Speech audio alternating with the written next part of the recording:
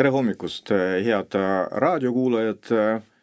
Täna Keskhommikul stuudios on Lauri Laats, Keskfraktsiooni esimees Riigikogus ja erikomisjoni juht samuti Riigikogus Anastassia Kovalenko-Kõlvart. Ja mul on täna siis eriline au, olen saate juhi rollis ja minu nimi on Mihhail Kõlvart. Lauri, täna Riigikogus on oodata, et tuleb pikk päev ja ma saan aru, päevakorra lõpus on umbusaldus lugupeetud minister Terrasele. No, tavaliselt on selline klassikaline etteheide, et milleks opositsioon seda teeb, niikuinii ei lähe läbi ja mõttetu ajaraiskamine. Kas sina ka arvad, et see on lihtsalt poliittehnoloogiline instrument või see on oluline, et selline signaal Keskerakonna poolt tuleb, kuna see umbusaldus on initseeritud just Keskfraktsiooni poolt? Tead, Mihhail, et vaata, aga räägiks ennem rollidest. Ma olen sind näinud abilinnapea rollis, ma olen näinud sind linnapea rollis, ma olen näinud sind volikogu esimehe rollis, aga esimest korda ma näen saatejuhina. Nii et sul tuleb ka see hästi välja. Aga mis puudutab siis umbusaldust meie lugupeetud ministri osas, Terrase osas, siis tõesti, et probleemi on tegelikult regionaalpoliitikas palju, põllumajanduspoliitikas samuti. Me näeme juba pikalt tegelikult, kuidas meil hästi palju probleeme on ees, tegelikult suuresti keegi nendega ei tegele ja mis puudutab regionaalpoliitikat, no siis see on täiesti olematu.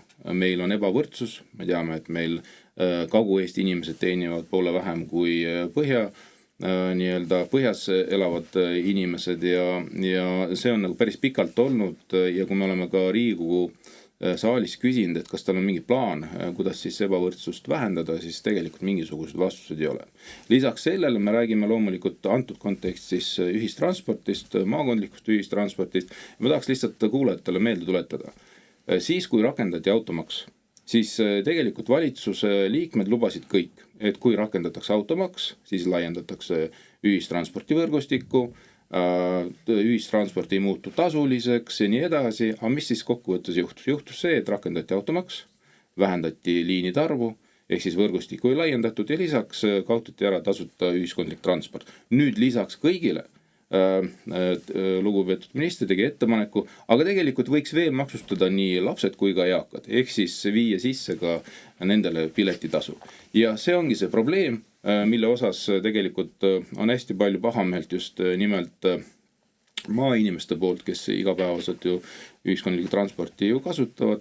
Nende hulk tegelikult võiks olla suurem, aga tänu sellele, et see võrgustik ei ole vastavalt lubadustele korda tehtud, laiendatud, neid tõesti nii palju siis ühistranspordiga ei sõida, aga kogu selle asja juures on see, et minu arust on täiesti lubamatu.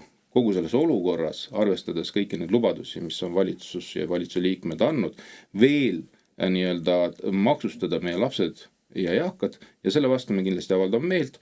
Selles osas tegelikult me andsime juba üle ka umbusalduse ja just täna kogu see umbusaldus tuleb ka menetlusse.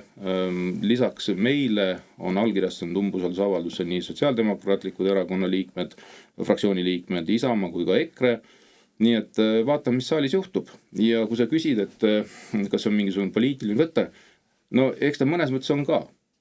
Aga meie eesmärk on ju tegelikult näidata, et need asjad on korrast ära, juhtida tähelepanu ja tegelikult koputada ka koalitsiooni siis saadikute südametunnistusele, et kuulge, kas teie arvate ka, et see on okei või mitte. Ehk siis see ongi see meie eesmärk. Kas sina esined opositsiooni poolt kõnega? Eks me kõik saame seal esineda. Sest mulle tundub, et sinu kõne on juba valmis. Ma andsin ka selle avaldusega üle, et ega kokkuvõttes on niimoodi, et oluline on see, et meil tekiks ka Riigikogus ühine arusaam. Opositsioonis on see tekkinud, et praegune minister tegelikult õõlba oma kohal. Ma tean ka seda, et ka koalitsioonisaadikute seas on nurinad Terrase osas, aga noh, vaatame, kas see distsipliin peab või mitte.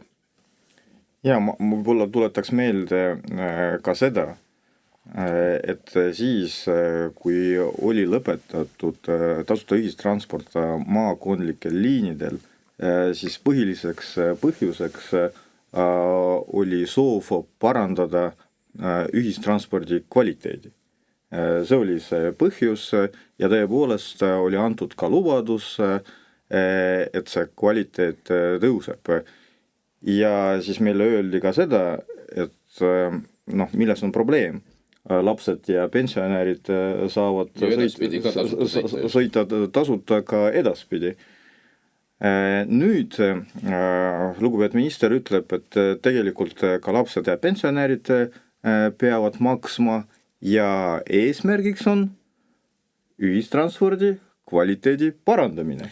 Ja mitte ainult, et valitsus saaks aru, et kes seda siis ikkagi kasutab seda transportit ja kui kas on koormatud või mitte. Ja, kas sellega saab parandada ka valitsuse töö kvaliteedi, seda me ei tea, aga matemaatikaga tundub on probleeme.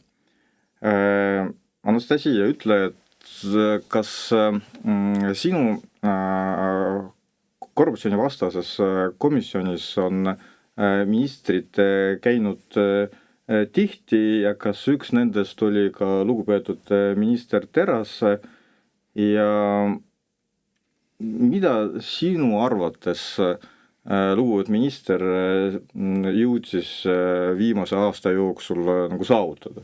Et kas me ei tee talle nagu liiga? Tegelikult minister Terras ei ole veel minu erikomisjoni jõudnud, et üks vähestest. Aga ma tean, et oli just hiljuti riigieelarve erikomisjonis, sest tegelikult on välja tulnud üks riigikontrolli raport, kus tegelikult, mis puudutab toiduvarude küsimust, et tegelikult, et kõik ei ole nii roosiline, nagu me arvame. Aga see istung oli kinnine, ma tean riigieelarve kontrolli erikomisjonis, aga kindlasti on ka üks teema, kuhu me peaksime sisse vaatama ja ka tegelikult laiemalt pärima. Et see on ju kaitse küsimus. Aga ma arvan, et minister Terrase puhul minu jaoks on nagu arusaamatu, kuidas üldse regionaalminister saab lubada sellist sõnavõttu, mis meil oli, ja see on reaalselt tal selline ka mõtlemine, et kuidas on niimoodi, et miks Tallinna inimesed peavad nüüd kinni maksma kas Võrul või kuskil mujal olevat inimest siis ühistransporti. Aga ta vist unustab ära, et me kõik Eestis ühiselt maksame makse ja see on nagu selline arusaam, et meie siin Tallinnas oleme justkui nagu paremad ja teie seal võib-olla kuskil mujal kaugemal, et saage siis ise hakkama, et regionaalminister ei saa mitte kunagi sellist asja öelda, sest vastupidi, meie huvi on see, et igal pool maapiirkondades ikkagi ühistransport areneks, mobiilsus oleks parem, et lapsed jõuaksid maakoolidesse, et inimestel oleks lihtsam liigelda, aga täna me näeme, et regionaalminister on täiesti pealinna keskne.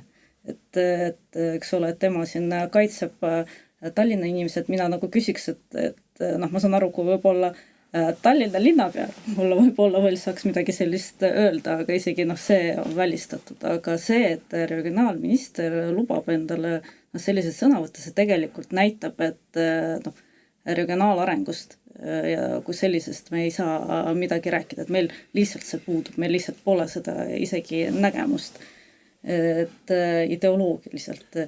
Ja tõesti, et nagu ka Lauri ütles, et ka see põhiline teema, et miks üldse see automaks ju sisse toodi algselt.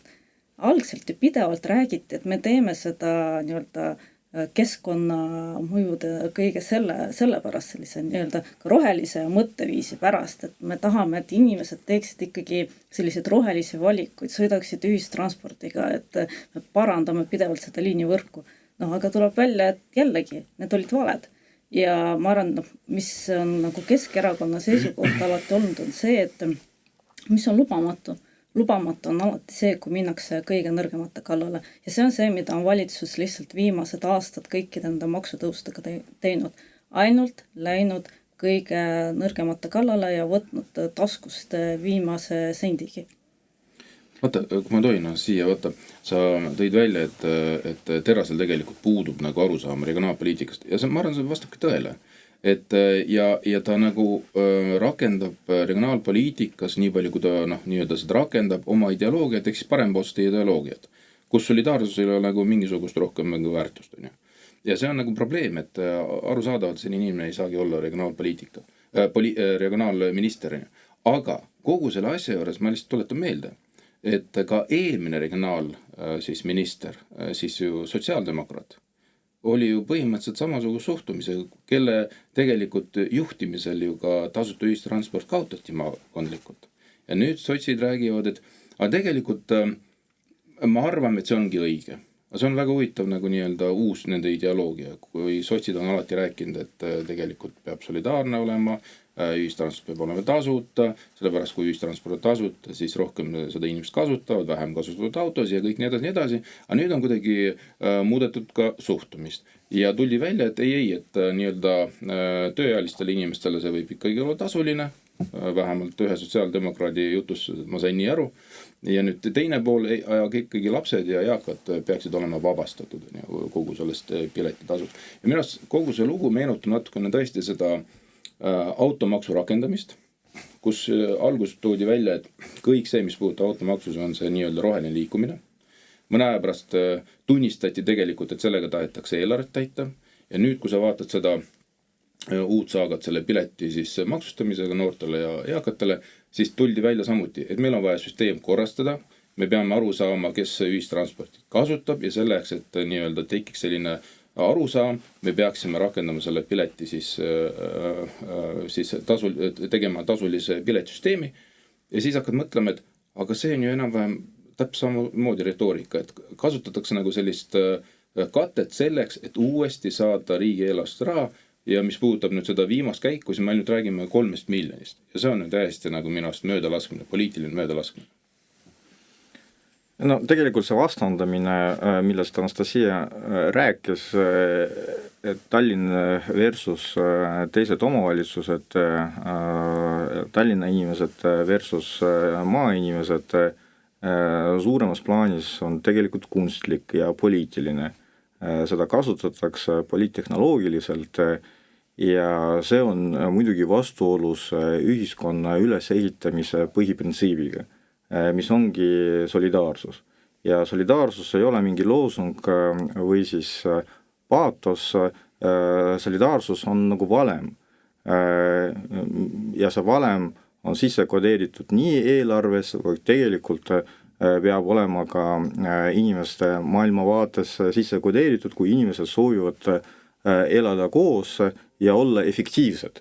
See võib-olla on kõige tähtsam arusaam. Ühiskond ei ole võimeline olla efektiivne, kui ühiskond ei ole solidaarne. Ja regionaalministri puhul see jällegi ei ole lihtsalt mingi ideoloogiline arusaam. See on põhiline instrument, kuidas tagada riigi ühtlase arengu. Et see on tema peamine eesmärk, see on tegelikult tema kohustus, see on tema igapäevane töö, rutiin, ma isegi ütleksin. Ühiskonna, riigi, regioonide ühtne areng. Ja siis seesama minister ütleb, et kuulge, mis mõttes keegi peab nagu panustama. Me siin elame Tallinnas, Tallinnas on tore elada, tema kindlasti ministerina saab ka ilma ühistranspordita hakkama ja siis ta ütleb, et keegi ei pea teie ühistranspordi kinni maksma, et lapsed ja pensionärid makske ise. Ja siin ma olen tõepoolest teiega nõus, et iseenesest mõtteviis ei lähe kokku üldse ministri ametiga, rääkimata sellest, et regionaalministri ametiga. Ja umbusaldus on selles mõttes, ma arvan, täna opositsiooni ainuke instrument, et anda vastava signaali nii valitsusele kui ka ühiskonnale. Ühistranspordi teema on alati selles poliitilises debatis seotud ka automaksuga. Ja siin me võime konstateerida, et Keskerakonnal on väike võit, üks kohtumenetlus, mis oli meie poolt initseeritud, see kohtumenetlus lõppes meie kasuks, tegelikult Eesti inimeste kasuks ja kohus siis andis mõista väga selgelt, et perede maksustamine, lastega perede maksustamine on vastuolus põhiseadusega. See on see jutt, mida me rääkisime tegelikult juba 2 aastat tagasi, aga täna jõudis ka kohus selle arusaamale. Samas me teame, et ka praegune valitsus, koalitsioon püüab midagi seaduses parandada selleks, et lapsed kas vabastada või pakkuda täiendavalt soodustusi, aga me saame aru, et suuremas plaanis ei ole lahendus, automaks peab olema tühistatud.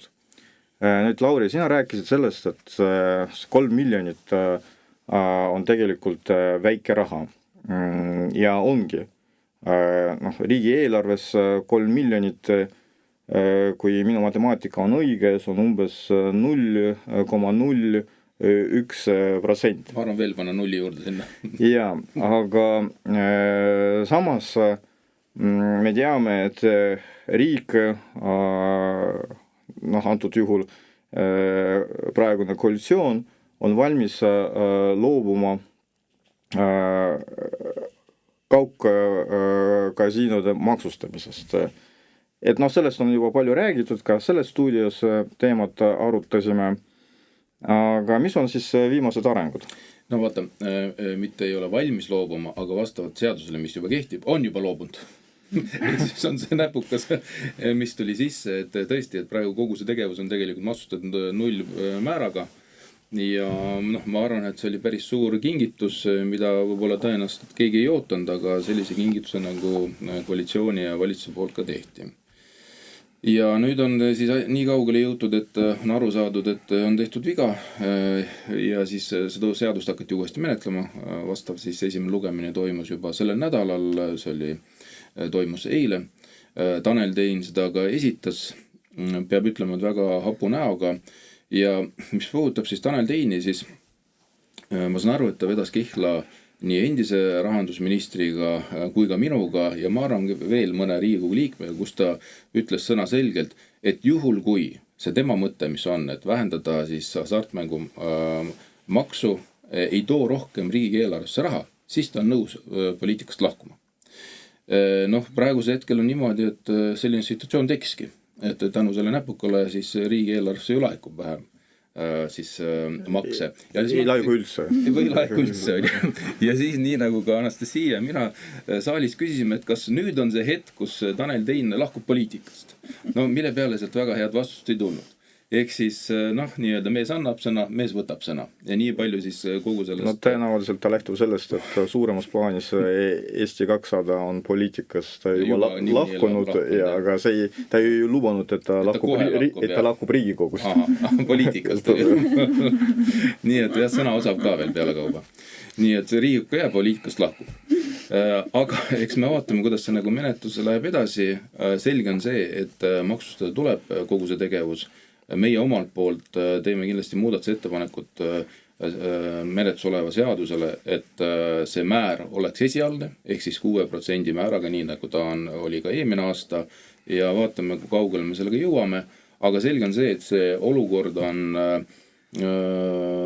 väga halb, ehk ta näitab tegelikult meid halvas alguses nii sisse kui välja, ehk siis loomulikult kogu seda protsessi jälgitakse ka väljaspoolt, kõik need apsakad.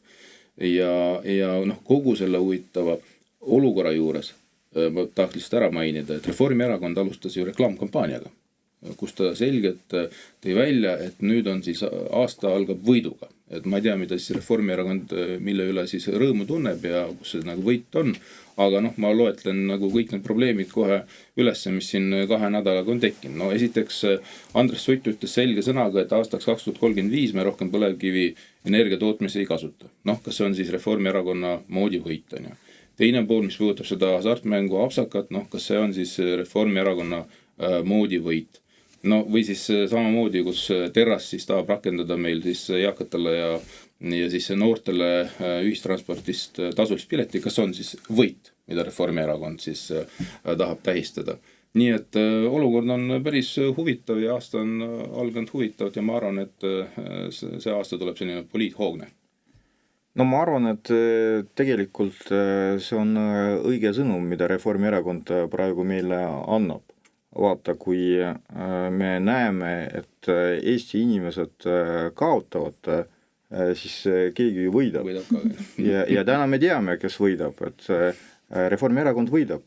Eesti inimesed kaotavad, Reformierakond võidab. Anastasia, ma panin tähele, et viimase paari päeva jooksul kõik meediakanalid on täis uudistega, mis on pühendatud Rail Baltic projektile. Et vahepeal kõik unustasid, et selline väike asi on olemas ja nüüd siis ma loen väga palju uudiseid sel teemal. Ja mulle tundub, et ma tean, miks see niimoodi juhtus, sest tegelikult see laviin algas siis, kui esmaspäeval toimus korruptsioonivastase erikomisjoni istung, kuhu sa kutsusid kolleegi Lätist, ehk siis Läti parlamendi erikomisjoni juht ja Lätis on erikomisjon, mis tegeleb just Rail Baltic projektiga. Ka Lauri omal ajal püüdis initseerida sama komisjoni ka Riigikogus, aga koalitsioon seda ei toetanud. Lätis selline erikomisjon on olemas ja sinu kutsel Läti kolleeg tuli kohale ja andis teada, et 2030 mingit Rail Balticut ei tule. Ja see muidugi on suur uudis, see on see uudis, millest me rääkisime siin viimased aastad suht regulaarselt, aga kuidas ta seda siis nagu seletab, kuidas see võimalik on? Meie valitsus on ju seda lubanud, et kas on võimalik, et meie valitsus valetab, ei ole ju võimalik. Ja, et kuna on tõesti Läti parlamendis eraldi selline uurimiskomisjon, siis nendel on ka kogu dokumentatsioon olemas ja tema tegi sellise ettekande, et kõik saavad seda ka tagantjärele vaadata nii minu Facebooki lehel, aga ka Riigikogu YouTube'i lehel on see kõik olemas ja seal oli välja toodud konkreetsed asjad, et näiteks tema tõi välja, et tänase seisuga on ehitatud täpselt 0 kilomeetrit Läti poole peal. 0 kilomeetrit, mitte ühtegi kilomeetrit pole ehitatud. Ja... Kas on päris palju? Kas on sama palju kui see hasartmängu maks? Ja teine probleem on muidugi see, et see, kuhu osas nad rohkem seda tööd teevad, nad teevad siis tööd nii-öelda Leedu poole peale. Ja mis puudutab nüüd seda, ehk siis Riias nii-öelda Eesti poole, siis isegi neil ei ole mitte ühtegi projekti kinnitatud, rääkimata hangetest. Ehk siis ma arvan, meie jaoks kõige suurem risk, mida me peaksime ka teadvustama, millest peaks nagu avalikult rääkima, on see, et Läti eelistab, eks ole, rohkem seda just lõunasuunas olevat, eks ole, raudteed ja kujutage ette, kui tekibki olukord, et eks ole, meie ehitame kõik välja jällegi, kõik ametnikud räägivad, kuidas meie oleme tublid, 2030 jõuab kõik valmis, aga Läti omalt poolt seda ei tee ja jääbki selline ühendus, kus Lätil on ühendus Euroopaga olemas, aga meie siin oleme üksi oma 3 miljardilise raudteega 100 miljoni eest tellitud rongidega, mis saavad ainult Tallinnast Häädemeesteni sõita ja siis iga aasta me peame veel 20 miljonit siis seda doteerima. Ja tegelikult, mida ma veel erikomisjoni... See võib-olla ongi antud juhul regionaalpoliitika, et me küll olime alati väga kriitilised regionaalpoliitika osas, aga no vähemalt Rail Baltic annab mingi regionaalpoliitika efekti. See on muidugi päris kallis regionaalpoliitika. Ja... Aga me ju 3 miljonit hoiame kokku ja 3 miljardit paneme. Et ma arvan, et selline matemaatika tegelikult praegu meie valitsusel on, aga tegelikult ka see, et kus meie saame puudu olev raha, meil on veel 1,7 miljardit puudu. Ega ju tegelikult seda raha ju ka ei ole. Mingi osa me peame Euroopas saama, aga ülejäänud me peame samuti ise kinni maksma.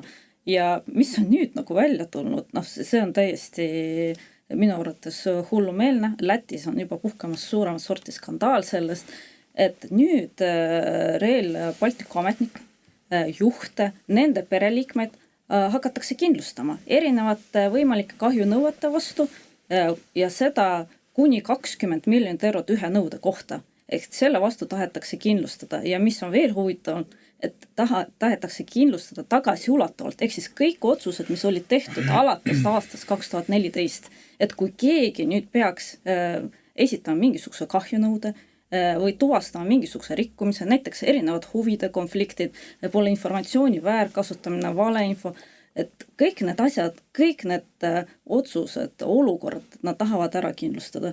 Et siin ongi küsimus, et milleks valmistutakse. Et kas on juba riskid realiseerunud, kas nad nüüd lähiajal realiseerivad või see siis, kõige iroonilisem on see, et põhimõtteliselt maksumaksja rahaga kindlustatakse end selle maksumaksja raha laristamise eest. Ehk siis kuidas on võimalik, et põhimõtteliselt jällegi püütakse juba ennetavalt põgeneda vastutusest. Ja kõige huvitavam on see, nagu ma olen aru saanud, et mitte ette ulatavat, vaid tagant järgi. Et mis on tegelikult enne kuulmatu. Ja sellest lähtuvalt mul kohe teks mõte, et äkki pakuks ka meie riigi valitsuse liikmetele samasugust skeemi. Et et kui nad lõpetavad oma tegevuse 27. aastal, siis tekib Eesti riigile kahju, on juba tekitatud. Ja tõenäoliselt, kui vabariigi kodanikud soovivad pöördumist poole hagiga, siis tõenäoliselt ikkagi neil seda raha ei ole, et Eesti riigile tagasi maksta. Et äkki nad peaksid ka ennast kindlustama valitsuse liikmed. Aga miks sa pakud seda valitsuse liikmetele? Vaata, sina alustasid täna komplimendist minu suunas.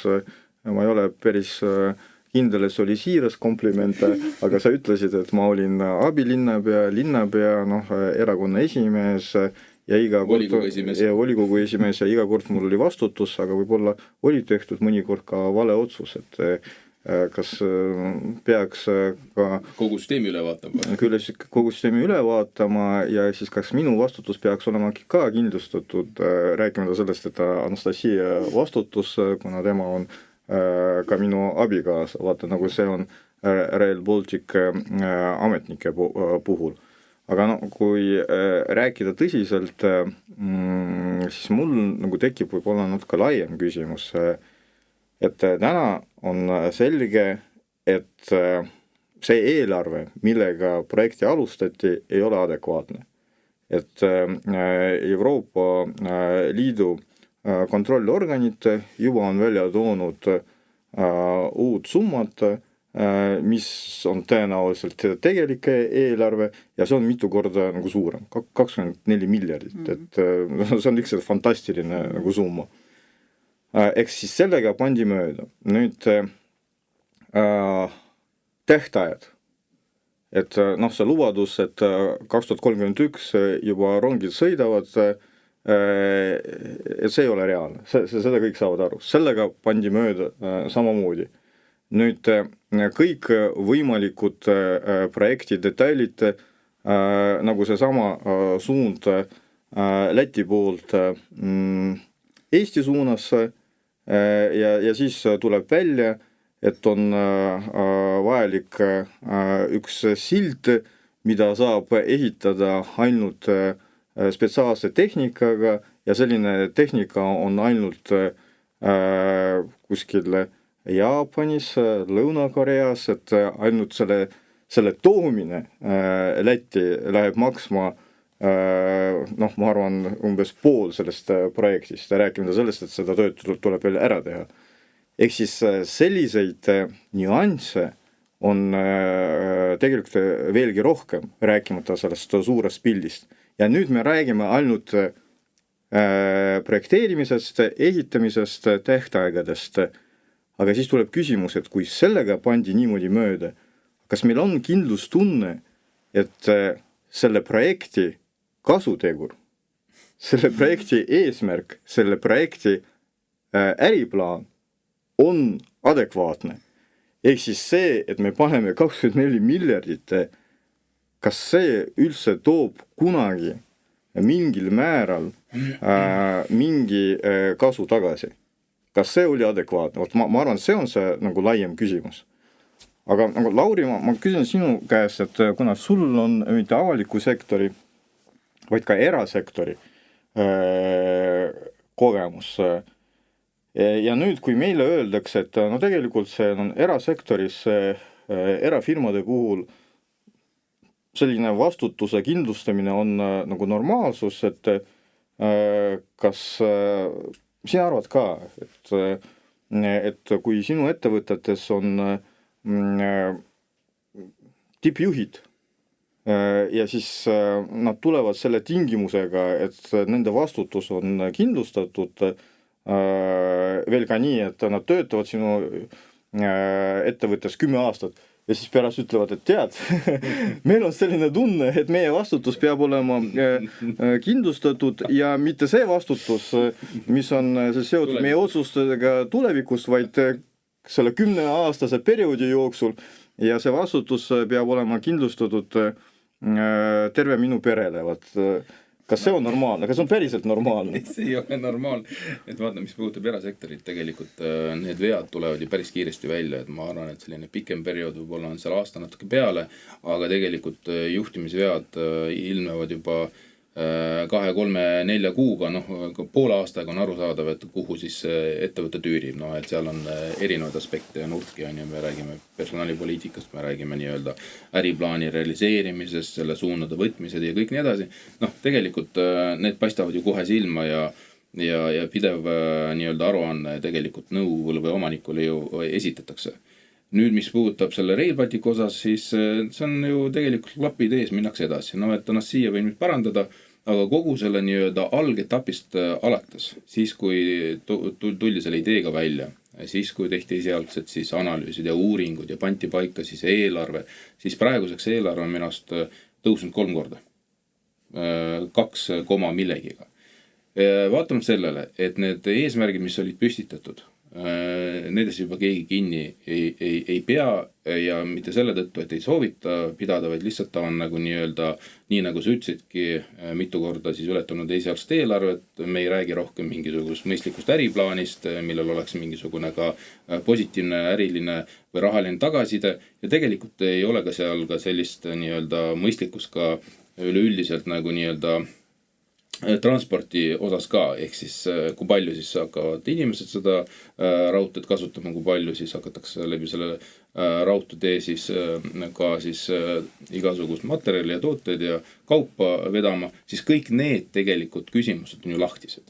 Ehk siis see on väga õigustatud küsimus, mida me oleme pidevalt küsinud, et kes sellest raudteest siis kokkuvõttes saab kasu ja tegelikult me ju vastust teame. Me ju sisimas vastust teame, et tegelikult kasu sealt ei tule.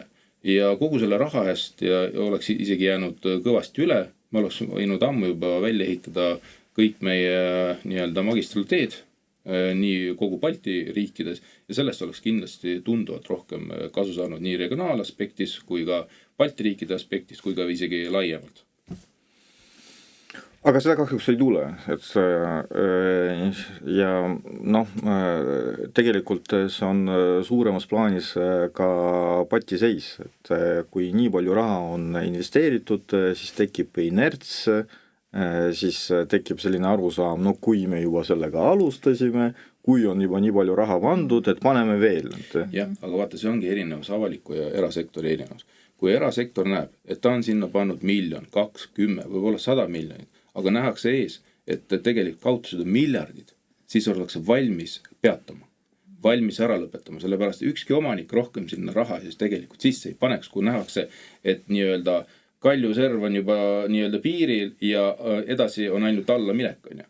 Aga meil nii-öelda minnakse kogu aeg edasi ja see on väga suur probleem tegelikult.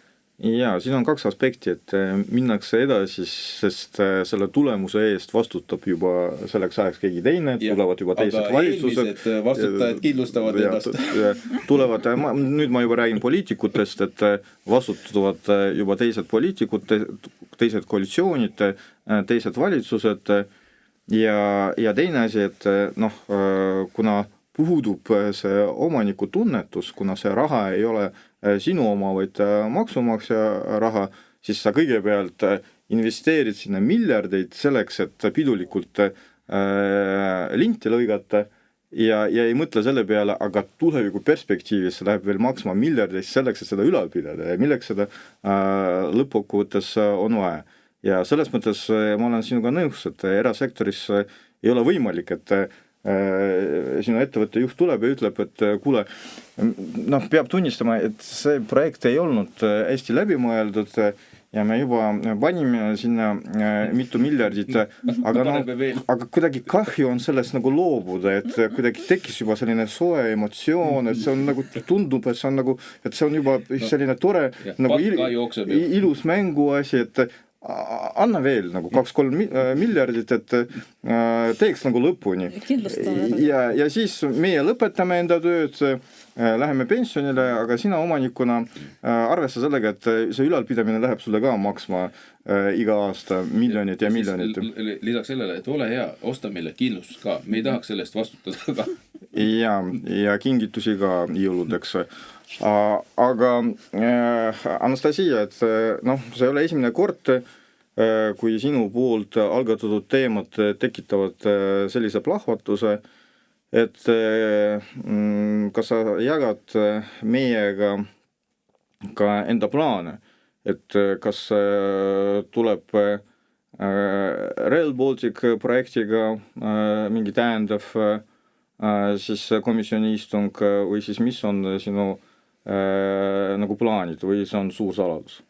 Kindlasti Rail Balticuga kindlasti veel jätkuvalt tegeleme, aga tegelikult on nüüd plaanis jällegi e-valimised ette võtta, sest võib-olla keegi pani tähele, et kus oli selline uudis, et üks teadlane siis testis meie e-valimiste süsteemi, tekitas erinevad sellised olukorrad ja tuli välja, et erinevad need vead, erinevad need, et läksid sellest süsteemist läbi.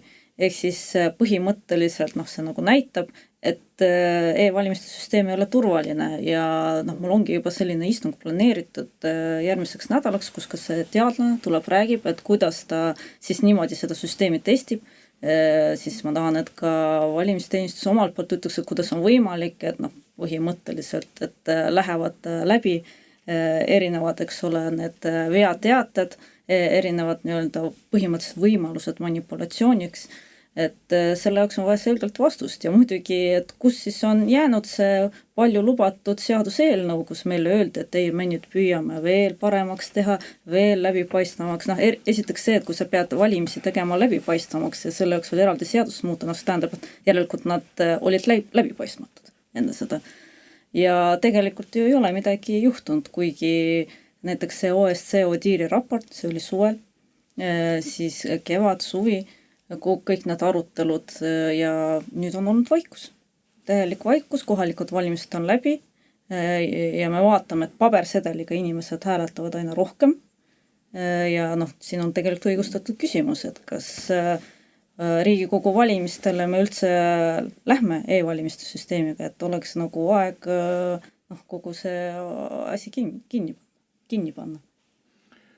See oli praegu küll päris nagu radikaalne nagu avaldus, et me mõnikord näeme, kuidas ühiskonnas võib juhtuda ka nii, et kui keegi on liiga aktiivne, siis ka teda saab kinni panna. Aga ütle palun, et komisjonis on istungi päevakorra kinnitamise puhul vajalik hääletamine. Ja nii palju, kui mina tean, et tavaliselt koalitsiooni poliitikud, Riigikogu liikmed iga sinu ettepaneku puhul, iga sinu teema puhul eriti õnnelikud ei ole. Ja siis toimub hääletus, kas päevakorra poolt või vastu, kas arutame teemat või mitte. Kas teil on e-hääletus?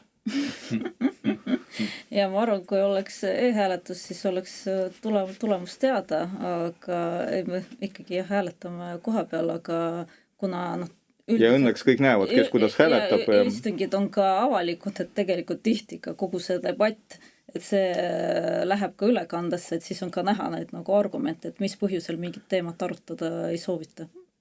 Aga sel positiivsel noodil, et loodame, et ka tulevikus ja laiemas plaanis saab valimised ja kõikvõimalikud hääletused korraldada nii, et nad on läbipaistvad. Suur tänu kõigile ja kohtumiseni juba järgmine nädal.